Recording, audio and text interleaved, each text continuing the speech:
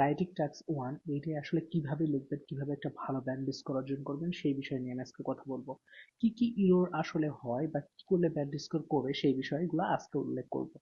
তো আমি আপনাদের এখানে যে স্লাইডটা শেয়ার করছি সেখানে অলরেডি আমি কয়েকটা পয়েন্ট দেখেন হচ্ছে রেট করে রাখছি, সেই পয়েন্টগুলো একটু দেখেন। আমরা যে কমন মিস্টেক করি, স্টুডেন্টরা আসলে রাইটিং টাস্ক ওয়ানে যে কমন মিস্টেক গুলা করে সেই মিস্টেক গুলো আসলে বুঝতে হবে। যদি সেই মিস্টেক গুলো আপনি বুঝেন, সেগুলো যদি না করে তাহলে ভালো একটা ব্যাড স্কোর অর্জন করতে পারবেন। তাহলে যে মিস্টেক গুলো হয় সেখানে প্রথমে যে মিস্টেকটা হয় সেটা হচ্ছে অ্যাডভার্ব এবং অ্যাডজেক্টিভ। তো অ্যাডজেক্টিভ এবং অ্যাডভার্ব এই দুইটা আসলে আমরা বুঝি না কোন জায়গায় কোনটা অ্যাপ্লাই করতে হবে, এইটার মিস্টেকটা আমাদের হয়।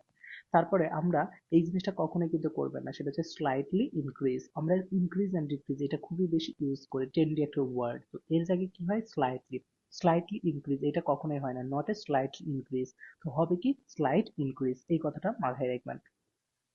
তারপর হচ্ছে সামারি, সামারিটাকে আমরা কপি করব না, কখনোই হচ্ছে সামারিটাকে আমরা কপি করব না। তার মানে ব্যাপারটা এরকম যে আপনি ওটাকে সামারি যখন করবেন ওটাকে আরো বেশি প্যারাফ্রেজ করতে নিয়ে আসলে ওটার মধ্যে এমন কিছু করবেন না যেখানে অর্থটা আপনি বুঝছেন না বা অর্থটা বুঝবেন না। তো এরকম কিছু করার কখনোই চেষ্টা করবেন না। আবার অনেক সময় আমরা কি করি, বিভিন্ন মুখস্থ জিনিসপত্র আসলে উল্লেখ করি। তো এই মুখস্থ জিনিসপত্র উল্লেখ করার আমরা চেষ্টা কখনোই করব না, আমরা জাস্ট নর্মালি একটু প্যারাফ্রেজ করব। তারপরে আমরা এখানে কিছু আছে ফ্রেজ, কিছু ফ্রেজ আমরা যখন অ্যাপ্লাই করি তখন ফ্রেজ অ্যাপ্লাইয়ের সময় দেখা যায় যে আমরা অনেক সময় হচ্ছে আমরা এটা বুঝি না যে এইটা ইউজ করলে আসলে সেখানে সাবলীল হবে কিনা, সেন্টেন্সটা সাবলীল হবে কিনা। কারণ আমাদের হচ্ছে রাইটিং এর ক্ষেত্রে সব থেকে স্পেশাল যে জিনিসটা সেটা হচ্ছে এটা লেখাটা খুবই একাডেমিক হতে হবে এবং লেখাটা হতে হবে ইজি টু রিড, যেন যে পড়বে সে যেন ইজি ভাবে সেটা বুঝতে পারে এবং সেই লেখাটা যেন দেখে বুঝে যে খুব স্ট্যান্ডার্ড এবং গুছানো একটা লেখা। তারপরে আমাদের যেটা পড়তে হবে সেটা মানে মাথায় রাখতে হবে সেটা হচ্ছে কোশ্চেন মার্ক। তো কোশ্চেন মার্ক কখনোই কিন্তু রাইটিং টাস্ক মানে লেখা যাবে না। যেরকম কোশ্চেন সূচক বিভিন্ন ধরনের যে সেন্টেন্স গুলো আছে সেই সেন্টেন্স কখনোই কিন্তু রাইটিং টাস্ক মানে উল্লেখ করা যাবে না। তো এই জিনিসটা কিন্তু আমাদের মাথায় রাখতে হবে। তারপরে আমরা যে জিনিসটা দেখা যায় সেটা হচ্ছে টেন্সের যে ভার্ব। তো এখানে টেন্সের দুইটা জিনিস দেখা যায়, একটা হচ্ছে টেন্সের মধ্যে আমরা ভার্ব অ্যাপ্লাই করার সময় হচ্ছে ভার্বের ভুল করতে পারি, ভার্বের ভুল করতে পারি, একটা টেন্সের নিজের ফর্মের ভুল করতে পারি।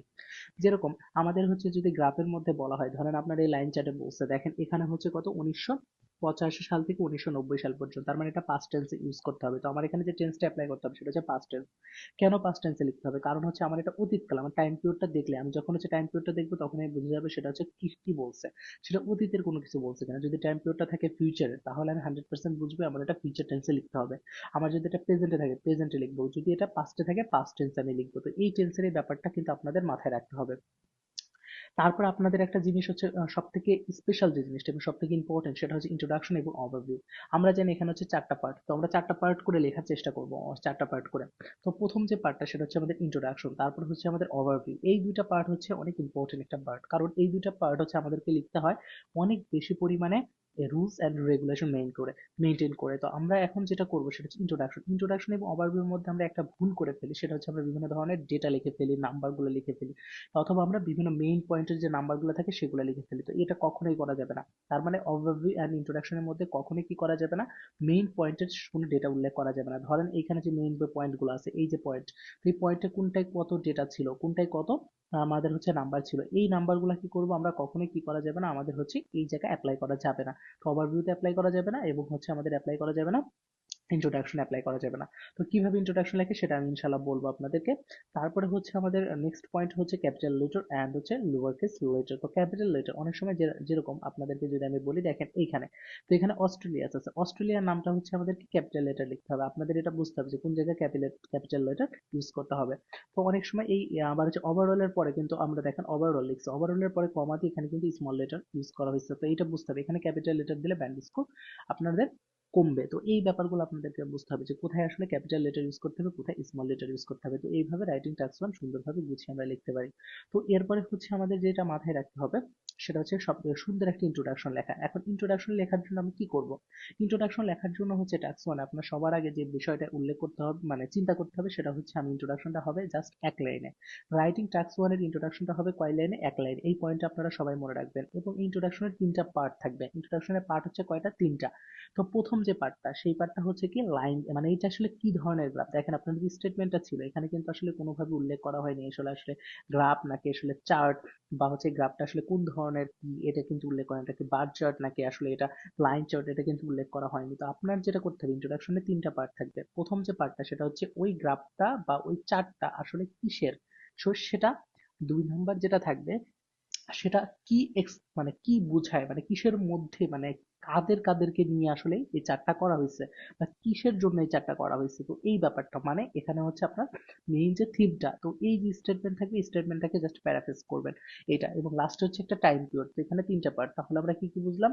তো প্রথম অংশটা হচ্ছে কি, প্রথম অংশটা এটা কিসের, দেখেন এই দেখেন, আমরা যদি আমরা দেখি এটা হচ্ছে লাইন গ্রাফ, তার মানে গ্রাফটা কিসের, সেটা হচ্ছে লাইনের। আমি যদি এখন ইন্ট্রোডাকশনের লাইন চার্টটা যদি আমি লিখতে চাই, তো আমি কি করব, ইন্ট্রোডাকশনে কিভাবে লিখবো, আমি এখানে গ্রাফের আগে কি করলাম, এটা কিসের কি ধরনের, তো এটার জন্য আমি কি করবো, এটা বার নাকি এটা লাইন, এর জন্য আমি লাইনটা, মানে এটা তো লাইন, আমরা জানি এটা লাইন চার্ট, তো দ্যাটস ইট, আমি কি করব, দা লাইন চার্ট আমি অ্যাপ্লাই করব। তাহলে আমরা এখানে যেটা দেখলাম, তাহলে হচ্ছে প্রথম লাইনটা হবে কি, দ্য লাইন গ্রাফ অথবা দ্য লাইন চার্ট। তারপরে আমার যেটা করতে হবে সেটা হচ্ছে স্টেটমেন্টকে হালকা করে প্যারাফ্রেজ করতে হবে, মানে স্টেটমেন্ট আসলে বলছেটা কি সেই জিনিসটাকে হালকা করে প্যারাফ্রেজ করতে হবে। তো আমি যদি এখানে স্টেটমেন্টটা দেখি যে shows the difference in the with exports, তারপর ওভার থ্রি ডিফারেন্ট এরিয়াস, তো এই জিনিসটা বলছে। তো আমি এখানে কি করব, এই অংশটাকে একটু প্যারাফ্রেজ করব। তো প্যারাফ্রেজ করলে আমরা কিভাবে করা যায়, তো ডিফারেন্স ইন উইথ এক্সপোর্ট, তো উইথ এক্সপোর্টকে আমরা প্যারাফ্রেজ করতে পারি, ইজিলি প্যারাফ্রেজ করতে পারি। তো আমরা এটাকে একটু প্যারাফ্রেজ করলে এরকম দেখা যাচ্ছে, এক্সপোর্ট অফ উইট, দেখেন আমি উইট এক্সপোর্টকে প্যারাফ্রেজ করলে কি হবে, এক্সপোর্টস অফ উইট, এটা অপের পরে, অপের পরে হচ্ছে আবার কি আসলে নাউন, পুরোটা নাউন, অপের পরে দেখেন হচ্ছে নাউন, এক্সপোর্টস অফ উইটস, এটা আমি উইটস এক্সপোর্টকে প্যারাফ্রেজ করলাম। এখন আমি এটাকে থ্রি রিজিয়ন, আমি রিজিয়ন তিনটা রিজিয়নকে আমি এখানে দেখেন এরিয়া, এরিয়াটাকে আমি রিজিয়ন দিয়ে প্যারাফ্রেজ করলাম, তাহলে এখানে থ্রি ডিফারেন্ট এরিয়াস আছে, এটাকে প্যারাফ্রেজ করে কি করলাম, থ্রি রিজিয়ন দিলাম, সিনোনিম দিয়ে প্যারাফ্রেজ করে ফেলাম। এই হচ্ছে কাজ, একটা লাইনের মধ্যে সাবলীল ভাবে প্যারাফ্রেজ করা হয়েছে। তারপরে আমি কি বলছিলাম, সেটা হচ্ছে টাইম, টাইম পিরিয়ডটা দিবেন যে বিটুইন কত থেকে কত। তো টাইম পিরিয়ডটা হচ্ছে কোথায়, আমার এখানে যে, এখানে আমার দেখেন টাইম পিরিয়ডটা আমি কোনটা উল্লেখ করবো, সেটা হচ্ছে হেডিং, এখানে একটা হেডিং আমরা দেখতে পাচ্ছি, হেডিং এর মধ্যে হচ্ছে টাইমটা দেওয়া আছে, এটি হচ্ছে আমাদের টাইম পিরিয়ড। তো আমরা ইন্ট্রোডাকশনে তিনটা পার্ট দেখলাম, একটা পার্ট কি হচ্ছে এটা কোন ধরনের এবং এটা কিসের এক্সপ্লেন, মানে এক্সপ্লেনটা আসলে কিসের করছে, সেটা হচ্ছে স্টেটমেন্টকে পুরোটা প্যারাফ্রেজ করে স্টেটমেন্টের প্রথম লাইনকে এবং এর সাথে টাইম পিরিয়ডটা অ্যাড করে দেওয়া। তো এই হচ্ছে আমাদের হচ্ছে টাস্ক 1 রাইটিং স্যাম্পল। এটা লাইন চার্টের ক্ষেত্রে বলুন অথবা হচ্ছে বার চার্ট যেটাই হোক না কেন, সেটার ক্ষেত্রে হচ্ছে আমরা এইভাবে ইন্ট্রোডাকশনটা লিখবো। ইন্ট্রোডাকশনটা হচ্ছে কত লাইনে হবে, জাস্ট এক লাইন, এই কথাটা মনে রাখবেন। এই হচ্ছে আমাদের রাইটিং টাস্ক 1 এর আসলে একটু যা ইন্ট্রোডাকশন লেখা এবং কি কি জিনিস আসলে আপনারা ভুল করবেন, এই জিনিসগুলো আসলে বলে দেওয়া। তো এই ব্যাপারগুলো যদি আপনারা ফলো করেন তাহলে আসলে ভালো করে ভালো একটা ইন্ট্রোডাকশন লিখতে পারবেন রাইটিং টাস্ক 1 এর। তো আমি নেক্সট ভিডিওতে আপনাদেরকে উল্লেখ করবো কিভাবে আসলে ওভারভিউ